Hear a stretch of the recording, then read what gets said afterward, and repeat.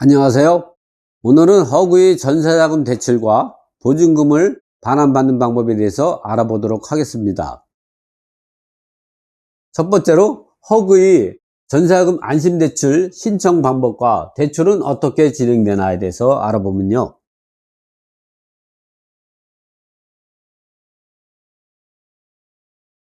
전세금 안심대출 신청과 대출 대상은 우리가 이제 전세금 안심대출이 어떤 내용이냐면 이 주택도시보증공사, 이 주택도시보증공사가 바로 허그입니다.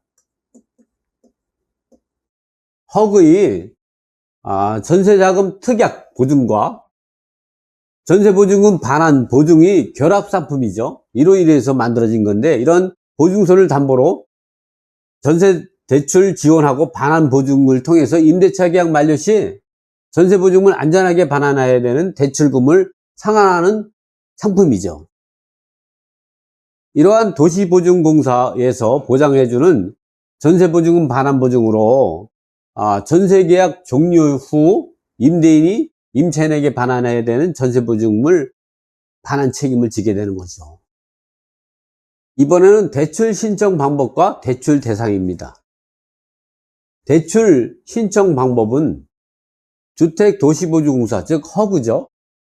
허그의 지사 또는 허그의 위임을 받은 위탁금융기관 방문 신청 방법과 모바일 보증으로 신청할 수 있습니다.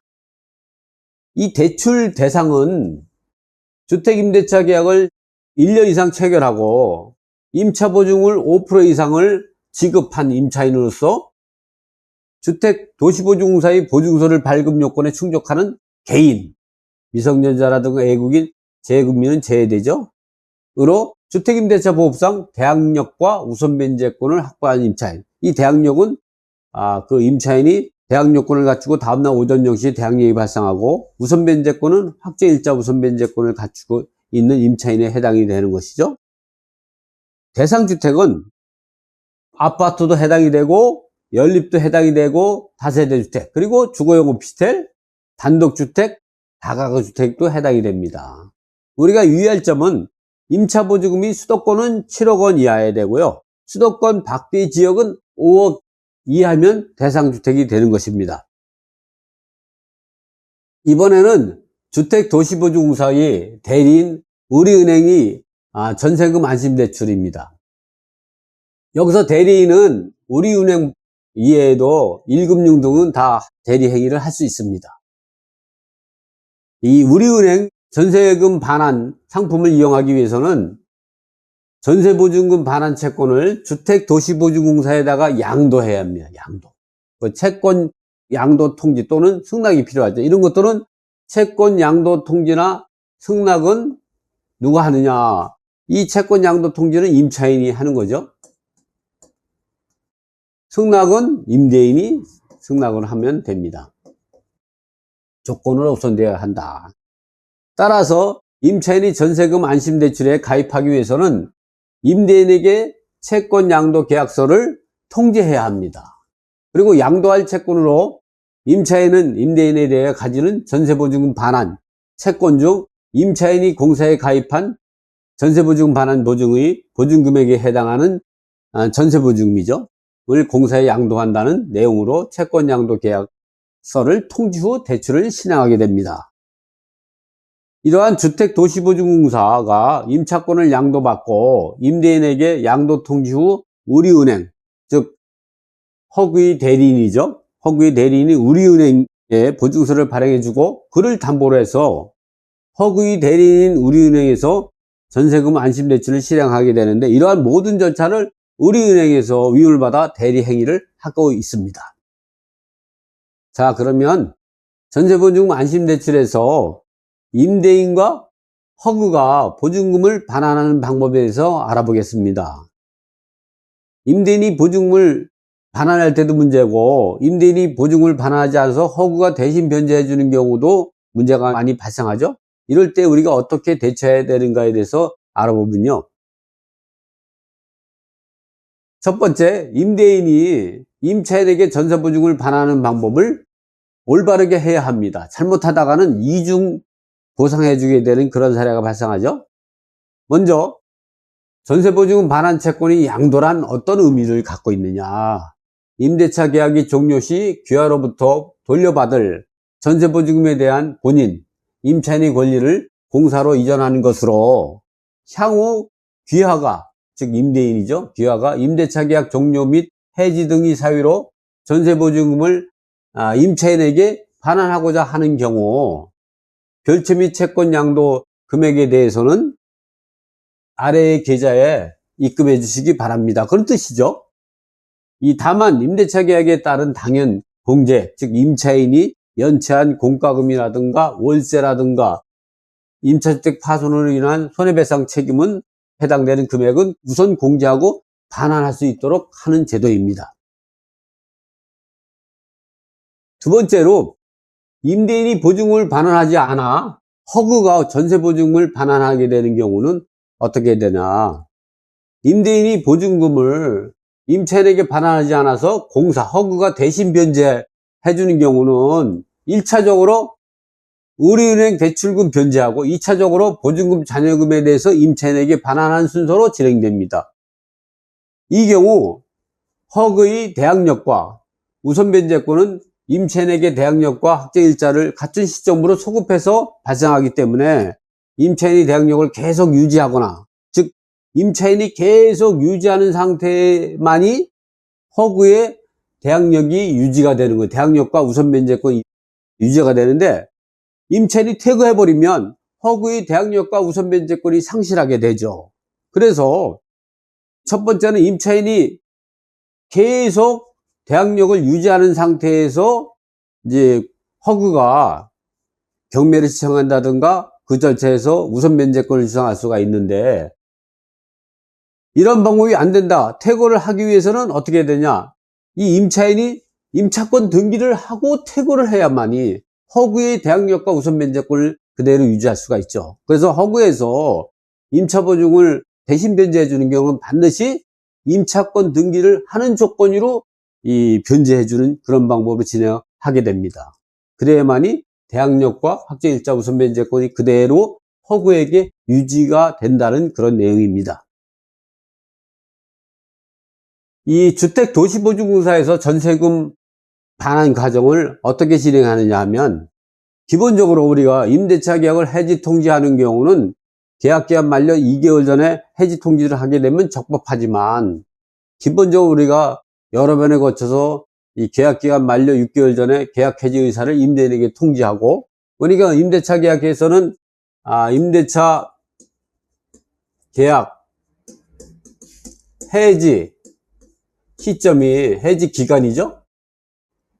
기간은 계약 만료 6개월 전부터 2개월 전까지 할 수 있습니다. 그래서 이렇게 계약기간 만료 6개월 전부터 계약 해지 의사를 임대인에게 통보하게 되는 것이죠. 한 번만 통지해도 되는데 한 번 갖고 다툼이 생길 수 있다 보니까 여러 번 하게 되는 거죠. 결국은 임대인에게 돈을 반환해야 된다는 내용을 강조하기 위해서 여러 번 하게 되는 거죠. 그러나 우리가 법적으로는 계약 만료 6개월 전부터 2개월 전까지 1회만 계약 해지 통지만 하면 됩니다. 그러나 여기서는 우리가 이렇게 보증금을 반환받기 위해서 이만한 노력을 했다 하는 의사로 표현하는 거기 때문에 1차적으로 계약기간 만료 6개월 전 임대인에게 계약갱신 거절 의사를 통지한다. 2차적으로 또 계약기간 만료 3개월 전에 다시 임대인에게 갱신 거절 의사를 통지하게 되는 거죠. 3차적으로 전세계약 만료 후 최종적으로 다시 또 통지합니다. 이러한 노력을 해도 임대인이 전세보증금 반환하지 않는 경우도 많죠. 4차적으로 허그의 전세보증금 반환 보증 이행 청구 접수 이후 5일 후에 이러한 내용이 접수됐다는 알림톡이 오죠. 5차적으로는 위탁업체 확인 해당일 보증금 지급 예정 및 전세보증금 반환 보증 해지 통보 알림톡이 또 올립니다. 이렇게 허그에서 알림톡이 온다는 그런 내용이죠.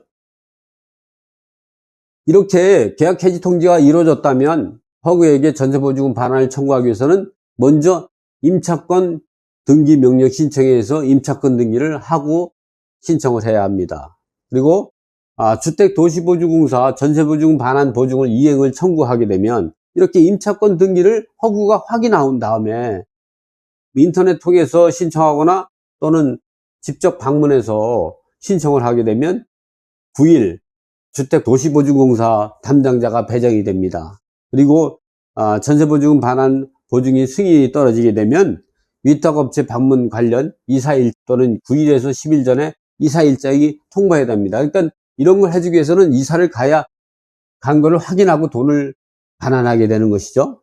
이렇게 위탁업체가 명도를 확인한 다음에 전세보증을 반환을 완료하게 되는 것이죠. 세 번째로 계약 해지 통지가 안 될 때 의사표시에 의한 공시송달을 해라, 이런 내용인데요. 우리가 이제 임대차 계약을 갖다가 계약 6개월 전부터 전에서 2개월 전까지 계약 해지 통지를 할 수 있는데 임대인이 그 송달을 안 받게 되면 문제가 많이 되죠. 그러면 계약 해지 효력이 발생하지 않습니다. 그래서 이런 경우 계약 해지 통지를 할 수가 없어서 이러한 경우 어떻게 했으면 좋겠냐에 대해서 본인에게 질문을 많이 들어오는데요. 이럴 때 우리가 민법에 정한 의사표시에 의한 공시송달 방법에 대해서 여러분에게 알려드리겠습니다. 우리 민법 113조에는 의사표시를 하는 자가 과실 없이 상대방을 알지 못하거나 상대방의 주소를 알지 못하는 경우에는 의사표시는 민사소득법 194조죠. 에 의한 공시송달의 규정을 위하여 송달할 수 있다는 의사표시 공시송달이라는 제도를 두고 있습니다. 이 신청을 이용하면 상대방이 거주지를 알지 못하는 경우라도 의사표시를 적법하게 송달할 수가 있는 것이죠. 이 신청 방법은 민사신청과에 접수해 가지고 수입인지 1,000원을 첨부하고 그리고 송달료는 당사자 수 그리고 3회분을 곱해서 납부하면 됩니다. 이러한 내용에 대해서 한번 제가 다시 한번 설명을 해 보도록 하겠습니다.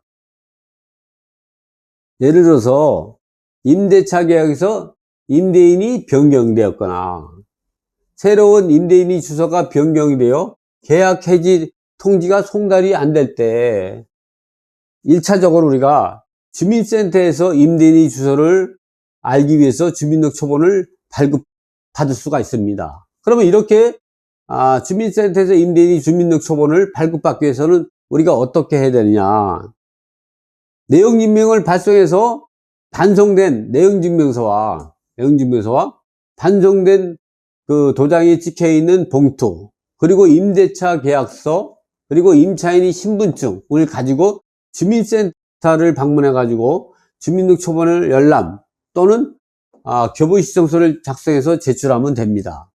이렇게 변경된 주소로 내용증명서를 발송했는데도 불구하고 반송되는 경우에는 마지막으로 수단으로서 임대차 계약서에 새로운 임대인이 최후 주소지를 관할하는 법원에다가 민법 113조에 의한 의사표시에 의한 공시송달을 신청하면 되는 것입니다. 그러니까 무조건 의사표시에 의한 공시송달을 신청하는 게 아니라 이렇게 반송된 내용증명서, 반송된 도장이 찍혀있는 봉투, 그리고 임대차 계약서, 그리고 임차인의 신분증을 가지고 주민센터에서 주민등록초본을 발급받아 가지고 이 새로운 주소로 다시 내용증명을 보냈는데 그래도 송달이 안 될 때에는 마지막 수단으로 민법 113조에 의한 의사표시에 의한 공시송달을 신청하면 됩니다. 이거를 이제 그 최후 임대인이 마지막 주소지 관할하는 법원에다가 신청하면 되는 것이죠. 이렇게 법원의 의사표시에 의한 공시송달 신청 시 반송된 내용증명서와 반송된 도장이 찍혀있는 봉투 등을 첨부해서 신청하면 됩니다. 여러분들 이렇게 송달 계약 해지 통지가 안 됐을 때는 이렇게 의사표시에 의한 공시송달 제도를 이용하게 되면 아주 유익한 송달 방법으로 사용할 수가 있습니다. 자, 오늘 강의는 이거로 마치겠습니다. 감사합니다.